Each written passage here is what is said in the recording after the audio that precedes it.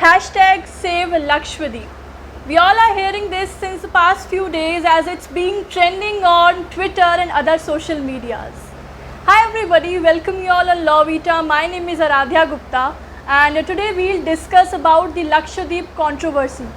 हम सब लोग सुन रहे हैं कुछ दिनों से काफ़ी सारे सोशल मीडियाज़ पर, ट्विटर पर लोग अपनी प्रोटेस्ट कर रहे हैं लक्षद्वीप के एडमिनिस्ट्रेशन के अगेंस्ट। तो क्या क्या ड्राफ्ट इन पॉलिसीज़ लक्षद्वीप गवर्नमेंट लेकर आई है जिसके अगेंस्ट ये सारी चीज़ें हो रही हैं, लोग अपना गुस्सा निकाल रहे हैं, ठीक है। क्या क्या पॉलिसीज़ थी, गुंडा एक्ट जो बहुत फेमस हो रहा है, गुंडा एक्ट क्या है specifically. Before that let's have a look on some of the facts about Lakshadweep.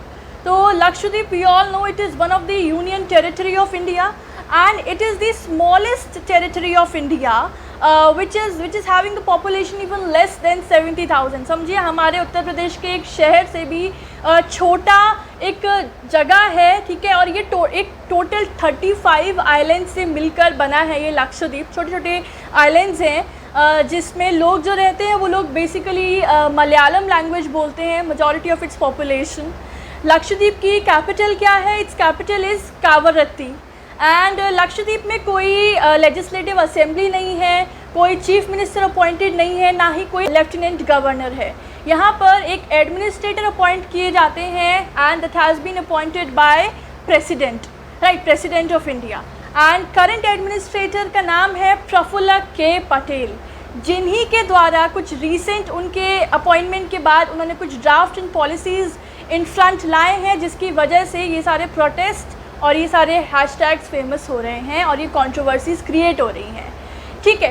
Praful के पटेल लक्षद्वीप के साथ साथ Daman and Diu and Dadra and Nagar Haveli जो एक और यूनियन टेरिटरी है उसके भी एडमिनिस्ट्रेटर हैं। So here he is handling the administration of 2 union territories simultaneously. अच्छा, ये है कौन, थोड़ा इनके बारे में जान लेते हैं। ये बीजेपी के एक पॉलिटिशियन है। जिस वक्त प्राइम मिनिस्टर नरेंद्र मोदी गुजरात के चीफ मिनिस्टर थे उस वक्त प्रफुल्ल के पटेल गुजरात के होम मिनिस्टर थे और इससे पहले भी एक यूनियन टेरिटरी के लेफ्टिनेंट गवर्नर अपॉइंट रह चुके हैं। तो कहीं ना कहीं he is a very important member of Bhajpa, right.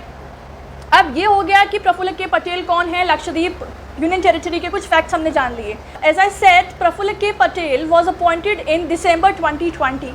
So after his appointment, he has come out with certain drafts and policies like the Lakshadweep Animal Preservation Regulation, Lakshadweep Prevention of Antisocial Activities, Lakshadweep Development Authority Regulation and the amendment to the Lakshadweep Panchayat Staff Rules। तो basically इन 4 legislations, इन 4 regulations के ऊपर controversy create हो रही है, ठीक है। हम इस वीडियो में specifically the prevention of anti social act, जिसको पासा एक्ट या फिर एंटी गुंडा एक्ट भी कहा जा रहा है, उसके बारे में जानेंगे। क्या कहता है ये एक्ट और किस तरीके से ऑपोजिशंस और जो आइलैंडर्स हैं वो इसके अगेंस्ट प्रोटेस्ट कर रहे हैं, इसको अपोज कर रहे हैं, राइट। अच्छा, इस एक्ट को एंटी गुंडा एक्ट क्यों कहा जा रहा है, वो भी इस एक्ट में कहा क्या जाता है, क्या कह रहा है, उससे हम लोग को पता चल जाएगा।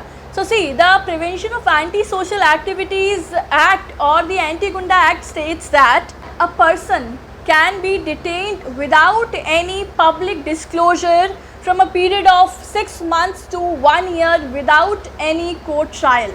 लक्षद्वीप में कोई भी व्यक्ति को पुलिस जो है, जो वहाँ का एडमिनिस्ट्रेशन है, वो डिटेन कर सकती है, बंदित कर सकती है, प्रिजन में रख सकती है बिना उसका डिस्क्लोजर करे पब्लिक को, ठीक है, बिना किसी को भनक लगे, वो भी 6 महीने से लेके 1 साल तक। ये कहता है ये पासा और एंटी गुंडा एक्ट। तो कहीं ना कहीं रातों रात अगर कोई व्यक्ति लक्षद्वीप आइलैंड से गायब हो जाता है तो उसकी जवाबदेही के लिए nobody is accountable because this regulation has been passed and इसके तहत कोई भी पुलिस ऑफिसर, कोई भी एडमिनिस्ट्रेटिव मेंबर किसी भी पर्सन को डिटेन कर सकता है, राइट। तो somehow I can say that the judiciary powers has been given in the hands of the police administration।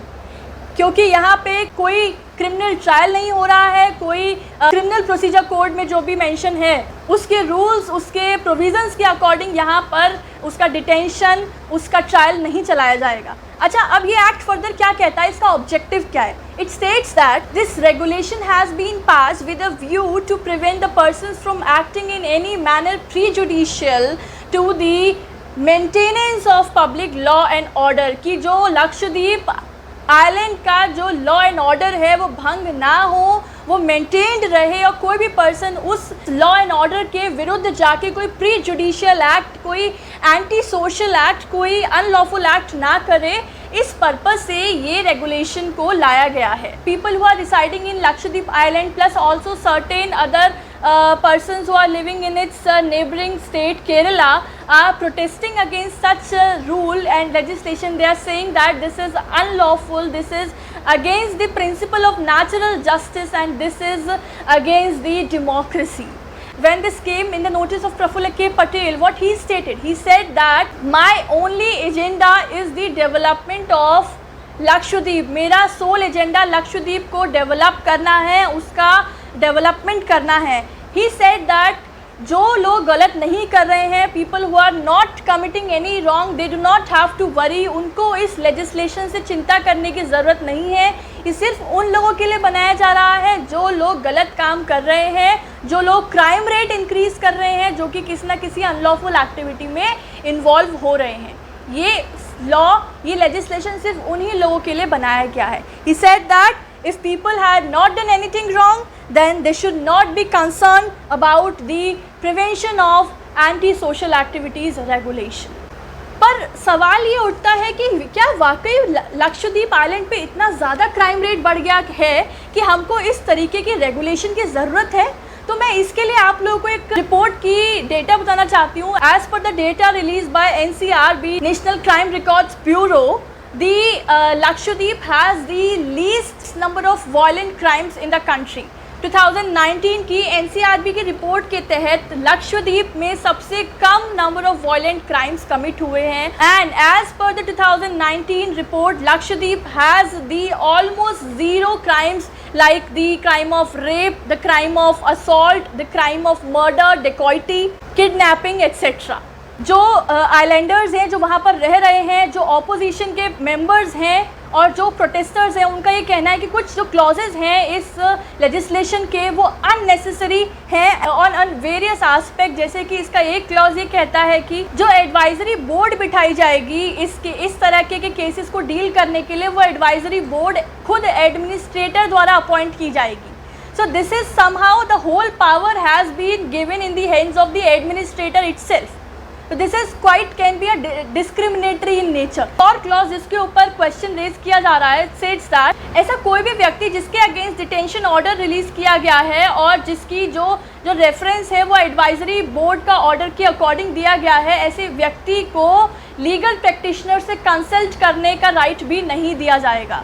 So such clauses are unnecessary and they are unlawful on certain aspect as being protested by lots of people who are the residents of Kerala, who are the residents of Lakshadweep and the persons who belong to the opposition parties. The opposition says that such a draft will create a feeling of terror that will cause a fear in the minds of the people of Lakshadweep, that वो लोग यहाँ तक कि अगर उनको एक सही बात पर भी एक कोई पब्लिक प्रोटेस्ट करना होगा तो वहाँ पर भी वो डरेंगे अपनी आवाज़ को उठाने के लिए।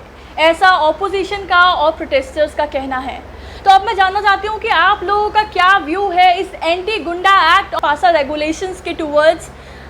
आप लोगों को मेरा ये analysis regarding this hashtag save Lakshadweep में कैसा लगा, समझ में आया नहीं आया, प्लीज़ मुझे कमेंट सेक्शन में बताइएगा। ऐसे और लेक्चर्स और वीडियोस के लिए just subscribe the channel now and stay tuned for more such videos. Till then everyone, stay healthy, stay safe and keep smiling.